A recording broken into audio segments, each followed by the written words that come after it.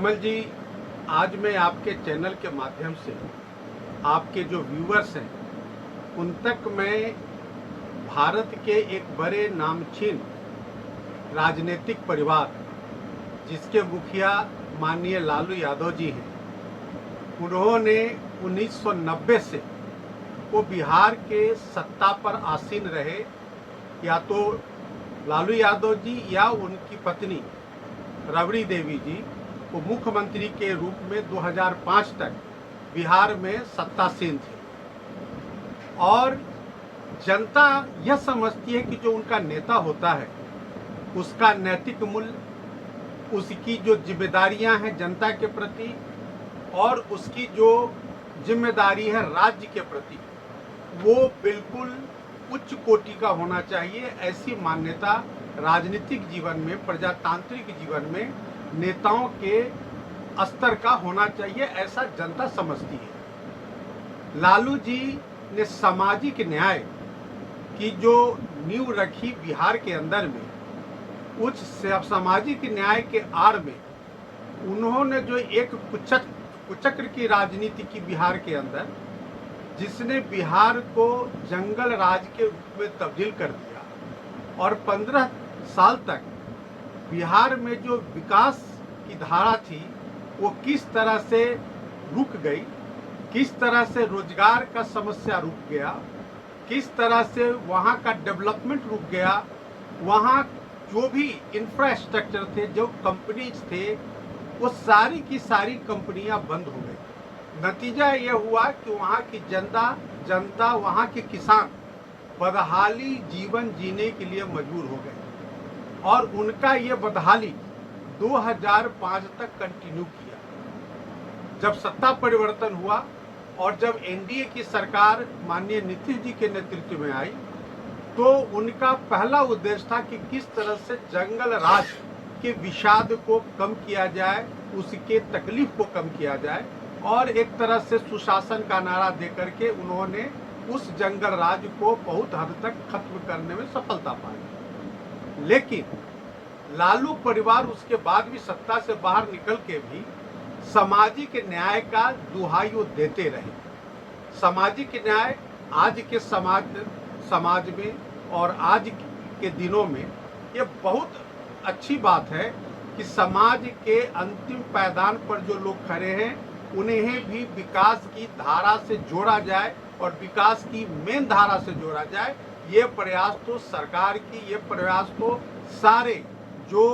Stake holders है society का, उनका होना चाहिए। तो इस तरह से जब लालू जी सामाजिक न्याय की बात करते थे तो बहुत अच्छी बात लगती थी। लेकिन पिछले एक सप्ताह से जो बिहार की राजनीति में एक ऐसा झंझावात पैदा हो गया है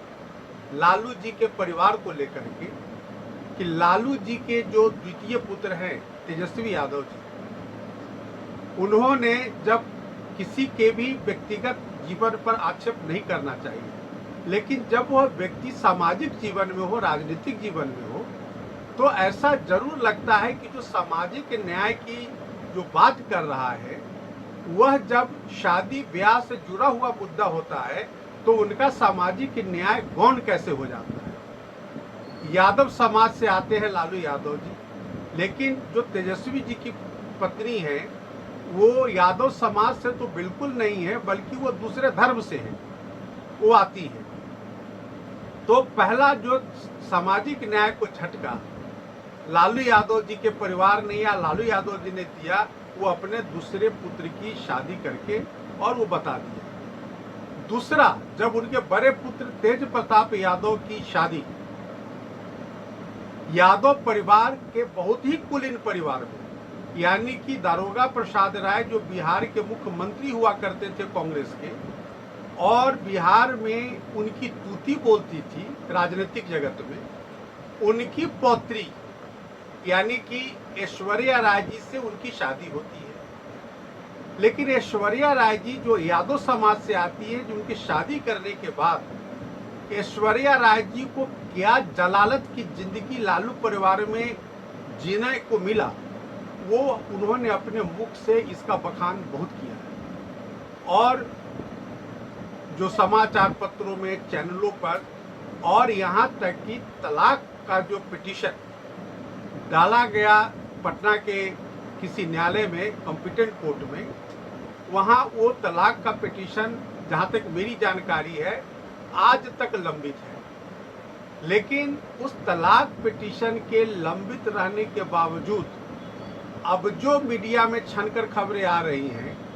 कि कोई अनुष्का यादव जी के साथ उनके लिव इन रिलेशनशिप पिछले 12 वर्षों से चले आ रहे हैं। अब कल से एक और ट्विस्ट आ गया है कि कोई ईशू सिन्हा नाम की लड़की है, उसके साथ भी इनके अफेयर हैं, जिसमें कि लालू यादव जी के जो ससुराल पक्ष की एक महिला हैं, उन्होंने वो जो व्हाट्सएप चैट है उसको उन्होंने लीक किया, जो मीडिया में आया है। इन तमाम परिदृश्यों पर अगर आप नजर डालें तो ये लगता है कि लालू यादव जी का जो सामाजिक न्याय का सिद्धांत वो एक ढकोसला मात्र था, वो सिर्फ राजनीतिक स्टंट था, और उस सामाजिक न्याय को राजनीतिक स्टंट बना करके 15 साल तक सत्ता में काबिज रहने का उनका एकमात्र प्रयास था।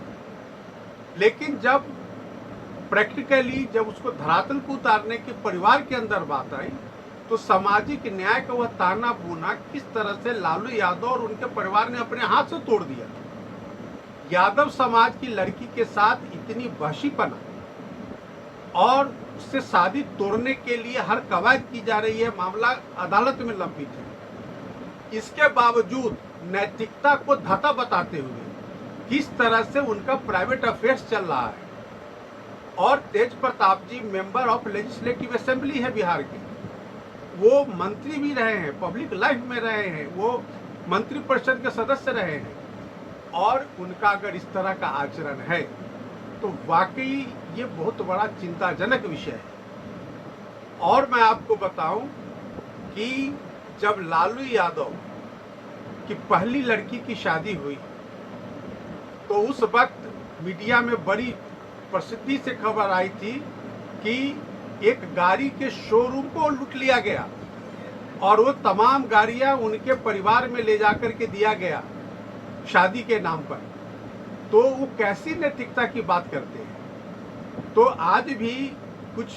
सोशल मीडिया में छन के खबरें आ रही हैं कि साहब वो कैसा ये था। आपने ये भी देखा होगा कि किस तरह से उनके ज़माने में वो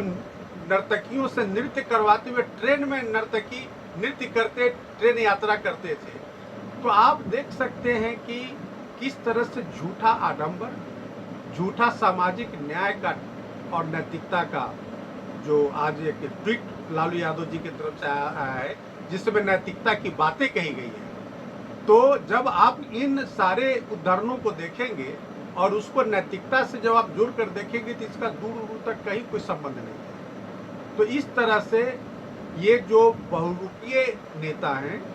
जो सामाजिक न्याय और सामाजिक न्याय के नाम पर समाज के ताना बाना को तोड़ने का काम किया, और जब उनके अपने ऊपर आती है तो सामाजिक न्याय को किस तरह से वो पीछे ढकेल देते हैं और अपना जो उनका